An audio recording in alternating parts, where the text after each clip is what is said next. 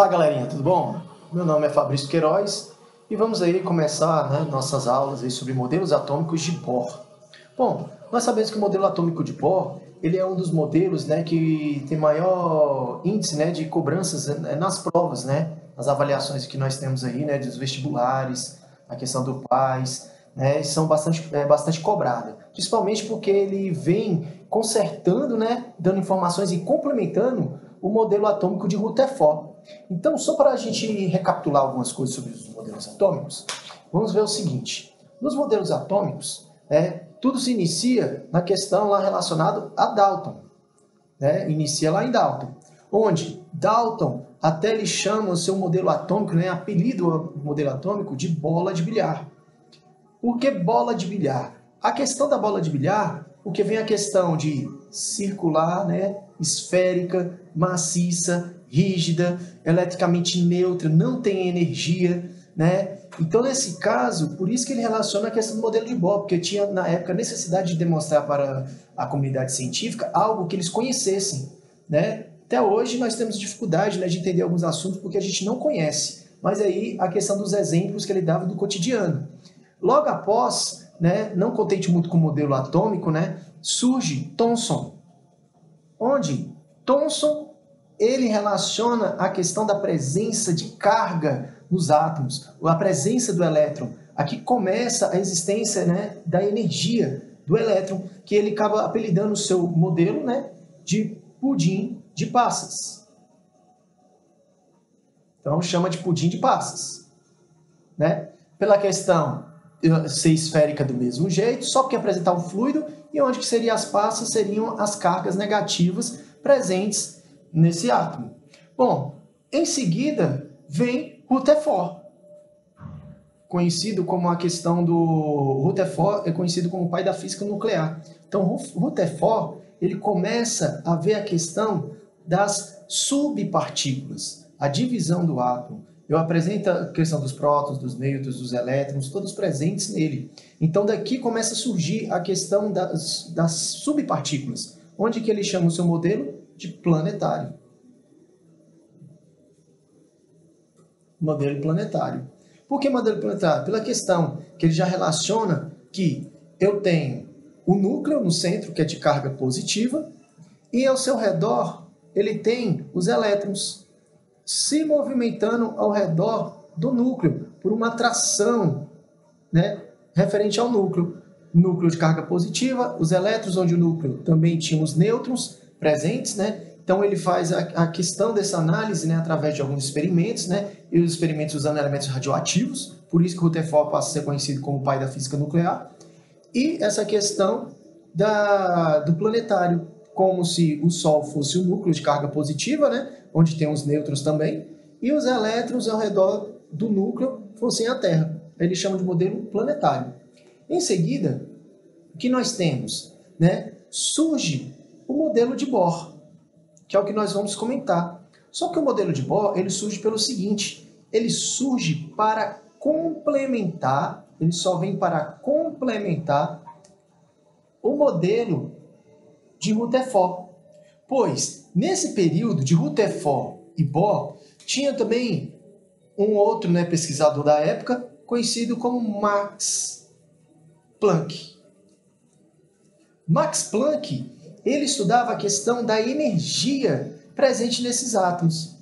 E ele percebeu, através de um cálculo, através da questão de frequência, um cálculo muito utilizado na parte da física, ele vê através dessa frequência que a energia presente, essa energia presente no átomo, no caso relacionado à energia inicial com a energia final, ele era relacionado a uma constante.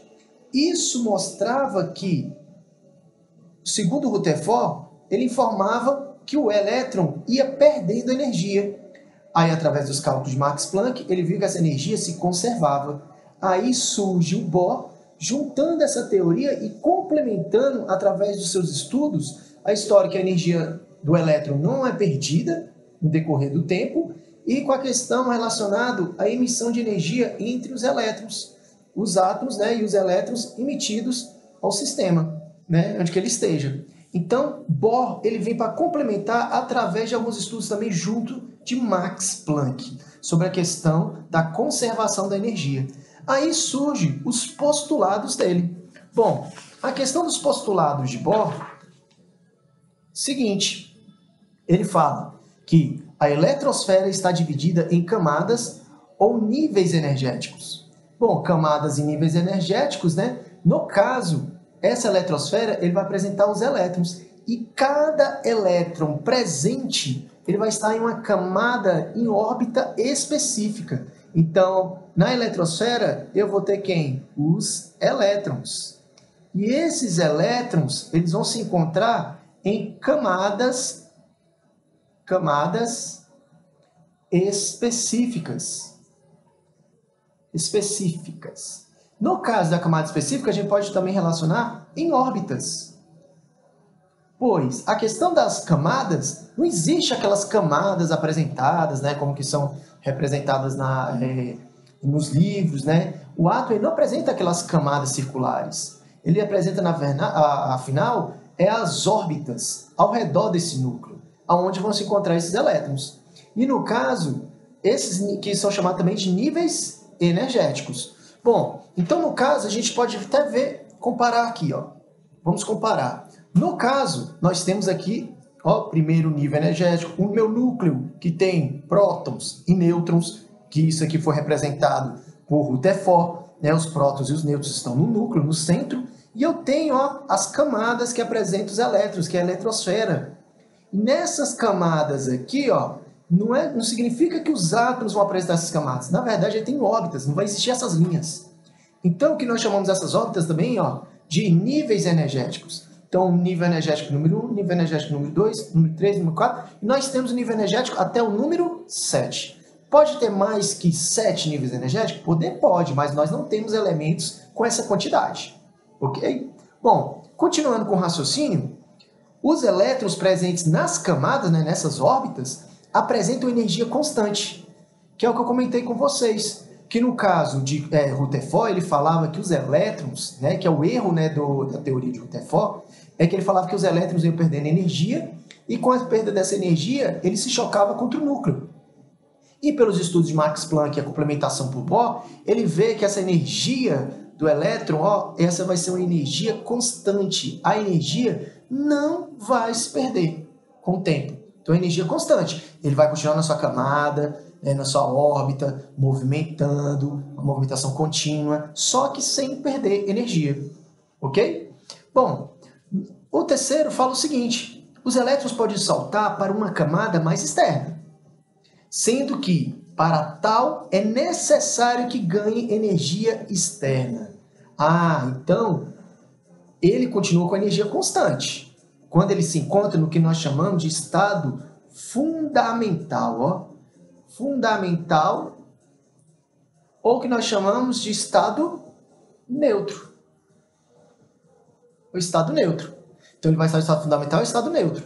Só que, se você fornecer uma energia, ó, ele ganha a energia e vai passar para a camada externa. Então, ele vai fazer o que nós chamamos aqui, ó, esse saltar, nós chamamos na química, na parte do modelo de Bohr, de salto quântico. Ele realiza esse salto quântico. Então o salto quântico vai ser quando? Quando ele absorver uma energia externa. Quando ele absorve uma energia externa, ele vai saltar para uma camada mais externa. Ok? Então, ele absorveu energia, que é uma energia externa fornecida, e ele vai realizar o salto quântico. Então, vamos comparar aqui. Vamos lá. Olha só. Então, eu tenho aqui os meus elétrons. Tá lá as camadas. Bom, eu tive, né? Eu apresentei uma energia externa. Que energia externa é essa? Pode ser energia térmica, pode ser energia elétrica, uma energia externa. Essa energia externa, ela, ó, o elétron absorve essa energia. Absorve energia. Essa energia externa que ele vai absorver, né? No caso eu vou colocar até externa, essa energia externa vai fazer com que ele esteja no seu estado excitado. Quando ele fica em estado excitado, é o estado que está em excesso de energia. Então, esse excesso de energia vai fazer com que ele realize o salto quântico. E o salto quântico é o quê? Quando ele pula esse espaço vazio e vai para a camada energética que ele tem. No caso, a próxima camada mais energética que tem é a mais externa. Nesse exemplo aqui, como eu não tenho elétrons nas outras, a mais externa dele vai ser a terceira. Então, ele vai pular para o nível mais energético após aquele estado. Aqui, pulando, o elétron ele vai estar na camada seguinte. E qual é a camada mais energética? Bom, quanto mais afastado do núcleo, mais energético é a camada. Então, vai ter a camada mais energética. A camada mais energética. Então, quanto mais afastado do núcleo, mais energética é essa camada. Então, a primeira camada não é tão energética. A segunda vai melhorando, a terceira, a quarta. Aí vai ser a mais energética, a última camada. Ao contrário, eu vou ter ela menos energética. Então, quanto mais próximo tiver as camadas do núcleo, a camada vai ser menos energética. Olha lá.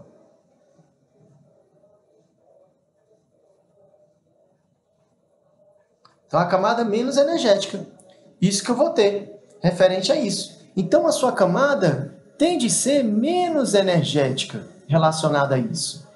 Então, quanto mais próximo do núcleo, menos energético. Quanto mais afastado do núcleo, mais energético. Por quê? Ele consegue fugir da atração, deixar o elétron longe da atração do núcleo. Aí o elétron ele vai ficar mais livre. O elétron está em movimento. Quanto mais afastado ele estiver na camada mais energética, mais ele vai estar afastado dessa atração do núcleo. E aí ele vai se movimentar mais. Então, por isso que o elétron aqui, quando ele absorve essa energia, ele realiza o salto quântico. Esse salto quântico ele vai para a camada mais externa do que ele estava. Passa para essa camada mais externa. Bom, o que acontece? Ele vai estar no estado excitado. Estando nesse estado excitado, ele não vai suportar muito tempo grande quantidade de energia. Então, ele vai em busca da sua estabilidade. Em busca da sua estabilidade, o que ele vai ter que fazer? Ele vai ter que liberar a energia. Então, ele libera, só que ele libera a mesma energia. Energia absorvida. Só que em forma de luz. Então, ele vai passar em forma de luz. Que, no caso, a forma de luz que nós conhecemos é o fóton. Né? Então, pode ser na questão do fóton. Olha lá. O fóton. Ele vai emitir essa luz. Quando ele emite, aí o que acontece? Ele retorna para a sua camada original. Ele vai retornar à sua camada original. Então, isso acontece constantemente. Então, ele absorve a energia externa, retorna liberando em forma de luz. Absorve a energia externa, retorna em forma de luz. Então, isso acontece várias vezes. Exemplo que nós temos disso aqui é os faróis dos carros, né? Quando emitem nas placas de trânsito. A placa de trânsito, ela absorve a energia emitida pelo farol, faz o salto quântico, fica no seu estado excitado, não suporta muito tempo de energia, libera a energia, a mesma absorvida, em forma de luz e retorna para a sua camada original. Então, o que acontece? Isso é representado na próxima teoria, no próximo postulado. Então, no postulado de Bohr, o que ele fala? Um elétron que saltou, lá, realizou o salto quântico, para uma camada de maior energia, que é a camada mais afastada, fica instável. Por que ele vai ficar instável? Porque ele vai estar excitado, ele vai estar com muita energia. E tende a voltar à sua camada de origem, então retornar. Nesta volta, ele devolve a mesma quantidade, não esqueçam, a mesma quantidade de energia que havia ganho para o salto e emite um fóton de luz. Então, isso é o que vai acontecer com ele.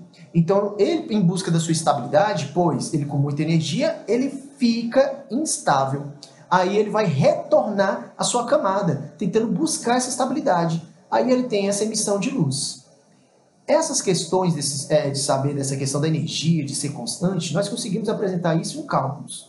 Bom, nós temos o cálculo que nós trabalhamos para poder representar essa questão da energia. No caso, eu tive aqui o nível quântico de número 2, o elétron, e passou para o nível quântico de número 3. Eu quero saber a energia necessária para que absorva esse elétron, consiga absorver para poder realizar esse salto quântico. Então, tem como eu calcular a energia, né, presente no elétron aqui que necessita do nível 2. Então, que fórmula que nós vamos usar? Bom, a fórmula simples. Nós temos En, que é igual a E1 dividido por N elevado a 2. Essa fórmula é para encontrar a quantidade de energia que o elétron precisa para realizar o salto quântico. N significa o nível energético que eu quero saber. Esse é o nível energético que eu quero saber. Nível energético que eu quero saber do elemento. É o nível energético. N é nível energético. N é nível energético. Aqui ele estava onde? Ele estava no nível 2. Então, N vai ser 2.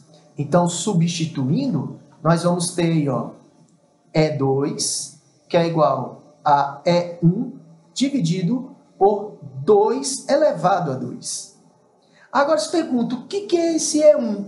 O E1 vai ser a energia do primeiro nível, que muitas vezes a questão tem que te dar essa energia. Vamos supor que eu tenho um elemento aqui, tungstênio, um elemento hidrogênio, né? Vamos colocar o tungstênio. Para eu poder excitar o elétron do tungstênio, eu vou precisar de uma energia, né, para poder excitar esse elétron e fazer com que ele realize esse salto quântico, né, logo a mais.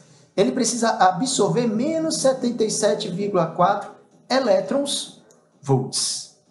Isso é o que ele precisa absorver. Por que o valor é negativo? Porque o negativo significa que ele está absorvendo essa energia.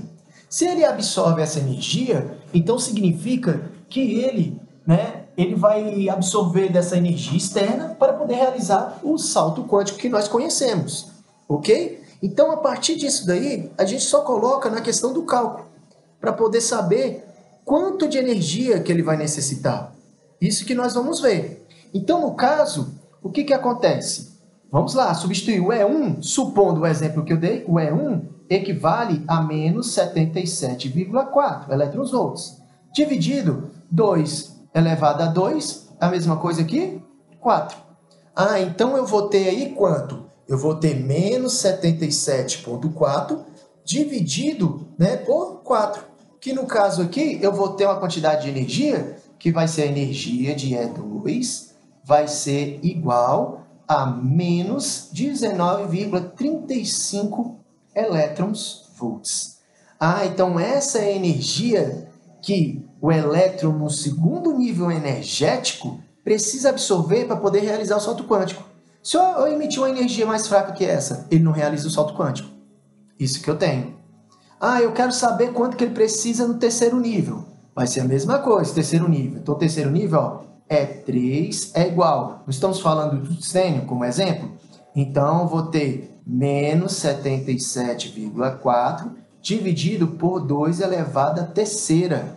Né? Então, isso que eu vou ter, 2 elevado à terceira. Então, se você pegar menos 77,4 e dividir por, no caso aí vai dar 8, né? Eu vou ter, no caso aqui, né? Deixa eu até fazer tudo por completo, né? 4 dividido por 8. Então, eu vou ter o E3, que é igual a menos 9,675 elétrons volts. Observe só. A energia que o nível 2, o elétron que está no nível 2, precisa em relação ao 3 é bem maior. Isso quer dizer que quanto mais afastado do núcleo o elétron tiver, o elétron vai precisar de menos energia para poder ter excitação. Se ele vai precisar de menor quantidade de energia para ter excitação, então ele consegue, com maior facilidade, realizar o salto quântico. E que depois, em ligações químicas, quando se for estudar, quando eu tenho um elétron lá na camada de valência, ele é mais fácil de ser retirado esse elétron para fazer a ligação química, que é a camada de valência. Por que é mais fácil? Porque eu vou precisar de menor quantidade de energia para poder excitar aquele elétron, para poder retirar aquele elétron. Então, quanto mais afastado, menor vai ser o número de elétrons que ele vai ter.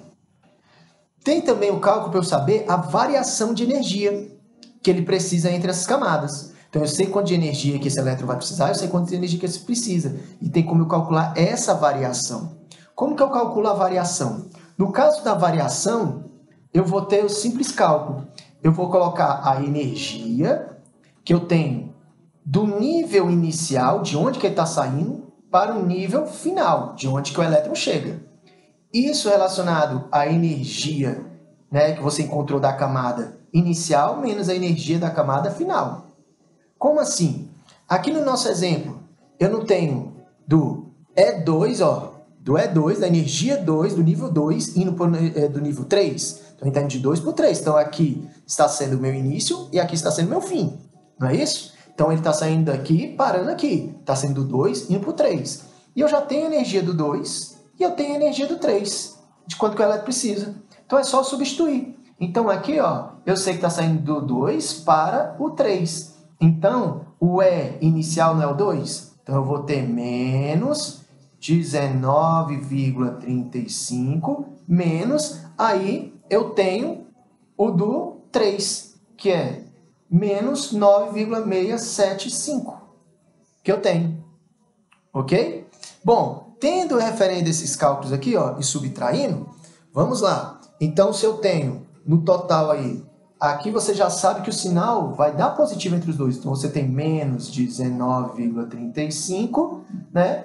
Mais 9,675 que eu tenho. Subtraindo os dois, menos 19,35 mais 9,675 vai ser igual, né? Então, no caso aqui, mais como você sabe que vai ter uma subtração, não é isso? Entre os dois. Então, 19,35 menos 9,675, eu vou ter aqui, menos 9,675 elétrons volts presentes aqui. Então, essa quantidade de energia presente entre eles, ele já está informando para a gente, que isso daqui, ele está, absorvendo essa energia. E aqui condiz corretamente, porque para passar do nível 1, né, daqui do 2 para o 3, ele tem que absorver essa energia. Então, é essa quantidade de energia que ele vai estar absorvendo entre um e outro. Essa é a variação que eu tenho de energia.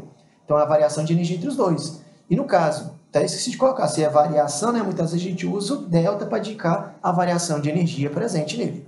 Ok? Então, isso finaliza e mostra, por cálculos, que os elétrons ele têm realização desse salto quântico. Então, a energia em que Rutherford comentava era uma energia emitida através dessa absorção e liberação. Mas o átomo, por si só, parado, ele vai liberar essa energia? Não. A energia do elétron, ele vai perder? Não. Ela é constante. E tudo isso a gente consegue explicar através desses cálculos. Beleza, galera? Então, um grande abraço. Curte aí, dá um like. E segue aí, galera. Abraço. Até a próxima.